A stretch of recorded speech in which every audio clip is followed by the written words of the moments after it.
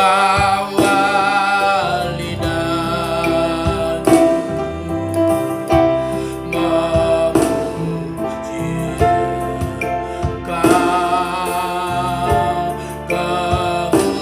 kemurahan lebih dari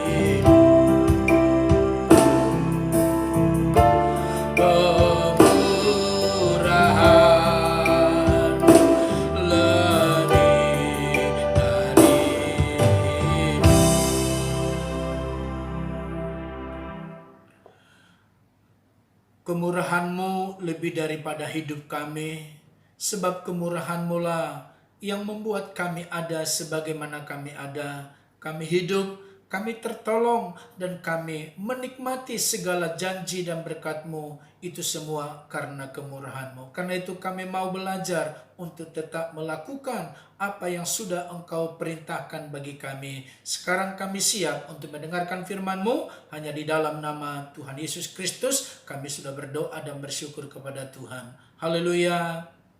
Amin. Puji Tuhan, Bapak Ibu Saudara sekalian, hari ini kita akan kembali mendengarkan firman Tuhan. Saya akan memberikan topiknya adalah belas kasihan. Dan saya akan bacakan dari Amsal 19 ayat 17, demikianlah firman Tuhan. Siapa menaruh belas kasihan kepada orang yang lemah, memiutangi Tuhan yang akan membalas perbuatannya itu. Jelas Alkitab berkata, siapapun, kalau ada orang yang berbelas kasihan, itu di mata Tuhan, dianggap sama Tuhan, bahwa orang yang berbelas kasihan itu, dia memiutangi Tuhan. Firman Tuhan itu berlaku bagi siapapun. Dia kasih gambaran, dan itulah isi hatinya Tuhan, karena Tuhan itu adalah yang berbelas kasihan atau kemurahan. Maka pujian tadi berkata, kemurahan Tuhan itu lebih daripada hidup. Kemurahan Tuhan itu mengalahkan segala-galanya. Karena itu siapa yang mengikuti jejaknya, siapa yang berkemurahan, siapa yang berbelas kasihan, dikatakan kepada orang yang lemah. Lemah di sini bermacam-macam. Yesus berkata, ada firman Tuhan, kalau engkau memberi air minum segelas saja, air putih 1 gelas kepada sesamamu, apalagi kepada orang yang lebih lemah, engkau tidak akan kehilangan upah. Karena orang yang suka berbagi, suka memberi, maka dia tidak akan kehilangan upah.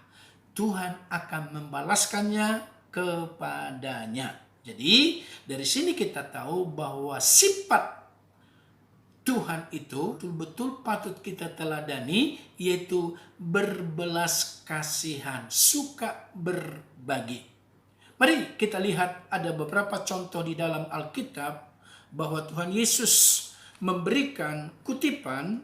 Lukas 10 ayat yang ke-33 berkata demikian.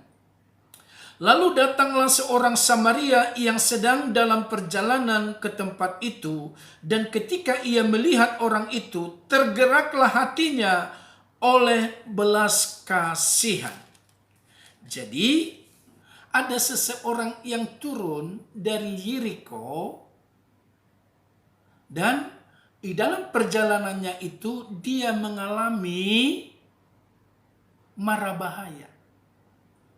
Ada penyamun yang merampok dia. Dan bukan hanya merampok, tapi melukai. Nah, ketika orang ini terluka, lalu dibiarkan saja begitu. Lewatlah imam.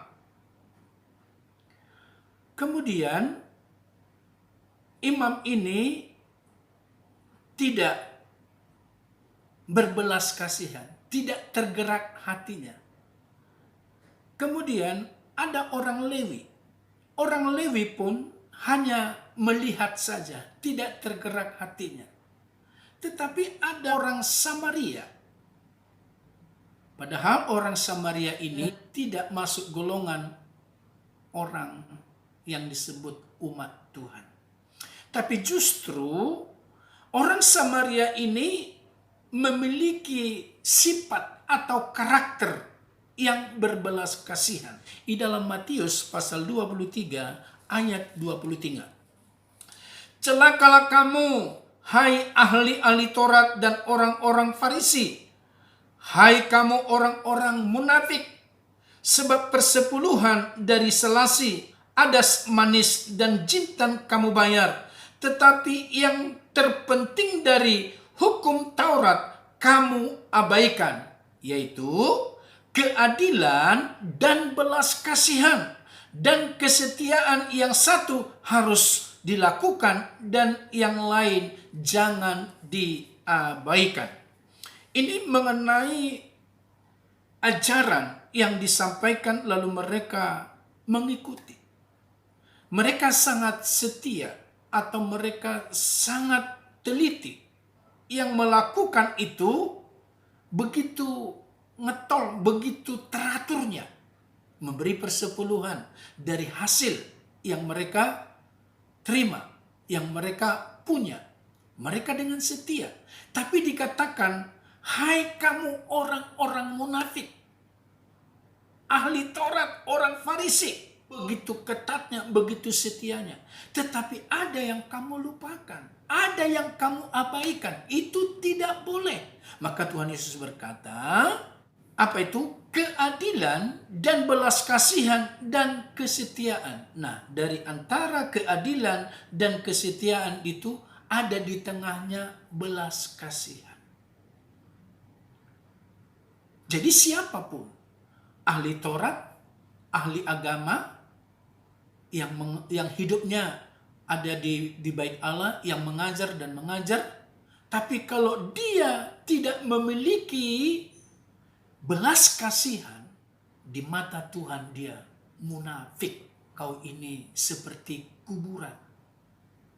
Hanya luarnya saja kelihatan rapi, kelihatannya dipoles begitu indahnya, tapi dalamnya busuk. Orang yang berbelas kasihan itu dari mana? Itu dari dalam, dari hatinya. Maka jelas Alkitab tadi berkata, kita harus memiliki sifat dari Tuhan, harus berbelas kasihan. Maka kalau kita kembali kepada pembacaan di dalam Amsal 19 ayat 17 tadi, salah satu sifat daripada Tuhan, siapapun yang berbelas kasihan, ia memiutangi Tuhan dan Tuhanlah yang akan memberi balasnya. Kalau demikian saudaraku, mari pemimpin agama, para pendeta, para pekerja di ladang Tuhan, siapapun kita, jangan kita bangga dengan jabatan yang kita miliki di dunia ini. Status kita apapun, yang diukur, yang dinilai oleh Tuhan, bukan jabatanmu, bukan karirmu, bukan pelayananmu. Yang dihargai di mata Tuhan adalah ketika kita memiliki sifatnya Tuhan, sifat berbelas kasihan. Sekarang, apakah saudara sudah berbelas kasihan kepada orang yang lemah? Atau saudara hanya melihat orang-orang yang mampu? Itu saya jumpai, saya lihat. Kalau orang itu mampu, wah apapun. Kalau dikasih berita, Pak Pendeta, tolong dong, kami lagi butuh doa nih. Ada di antara keluarga yang sakit. Wah, dengan cepat itu pendeta, dengan segera mungkin dia akan datang. Kenapa? Karena yang minta tolong ini adalah orang yang banyak hartanya. Tapi kalau ada orang yang susah, minta tolong.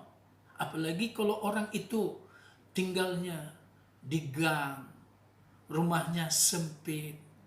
Kalau dia mengalami sesuatu, lalu dia kasih kabar, Pak Pendeta tolong datang ke rumah kami, doakan. Pasti dia kasih alasan.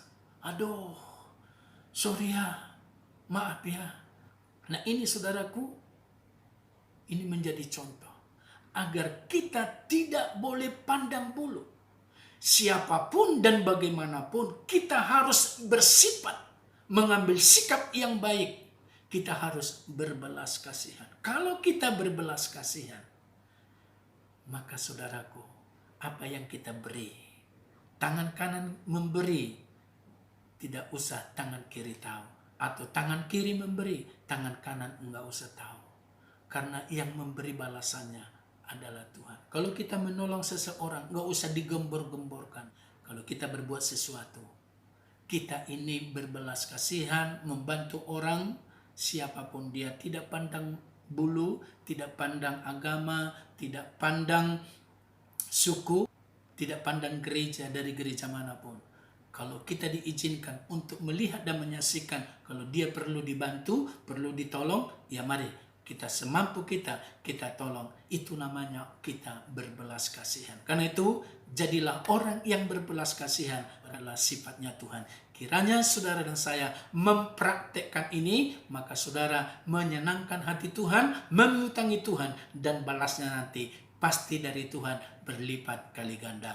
Tuhan Yesus memberkati kita. Amin. Mari kita berdoa. Kami bersyukur dan berterima kasih Tuhan, Engkau mengajar kami di dalam hidup kami, khususnya di masa-masa yang sukar ini. Kami harus mengikuti, memiliki sifat dan karakter yang Tuhan tinggalkan, yang Tuhan perintahkan bagi kami, bahwa kami mengikuti jejak-Mu. Engkau berbelas kasihan, karena belas kasihan-Mu lah Tuhan kepada seisi dunia ini, maka dunia ini menerima keselamatan daripada Engkau, dan Engkau memberikan pertolongan demi pertolongan, dan itu juga kami harus ikuti teladan-Mu, menjadi orang yang berbelas kasihan kepada siapapun. Kami harus berbelas kasihan. Terima kasih Bapa, terpujilah nama-Mu, ukirkan itu di dalam hati kami. Jadilah kami menjadi pelaku firman-Mu. Dalam nama Yesus Kristus kami sudah berdoa. Haleluya. Amin. Kiranya Tuhan Yesus memberkati kita, dan sampai jumpa kembali. Amin.